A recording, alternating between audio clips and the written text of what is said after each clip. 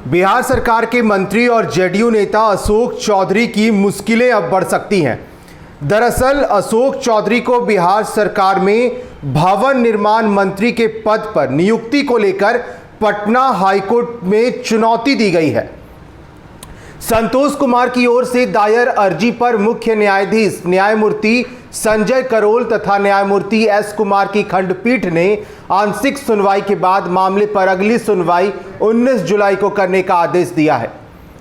याचिकाकर्ता के वकील दीनू कुमार के मुताबिक एमएलसी अशोक चौधरी का टर्म समाप्त होने के बाद भी वे 6 मई 2020 से 5 नवंबर 2020 तक मंत्री पद पर बने रहे।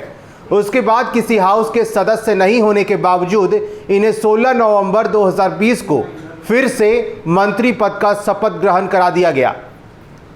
उसके बाद 17 मार्च को राज्यपाल ने अशोक चौधरी को विधान पार्षद के रूप में मनोनीत किया।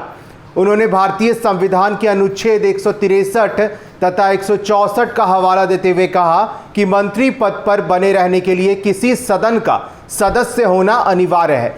किसी भी सदन के सदस्य नहीं होने के बावजूद किसी को मंत्री बनाया जा सकता है, लेकिन मंत्री को माह के अंदर किसी सदन का चुनाव जीत सदस्य बनना अनिवार्य है।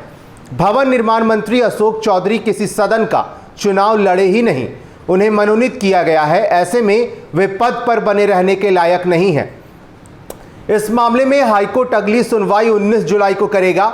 याचिकाकर्ता की तरफ से दी गई दलील अगर सही पाई गई तो मंत्री अशोक चौधरी की मुसीबत बढ़ सकती है, साथ ही साथ सरकार की भी फजीहत होगी। इस मामले पर फिलहाल मंत्री अशोक चौधरी की तरफ से कोई प्रतिक्रिया सामने नहीं आई है।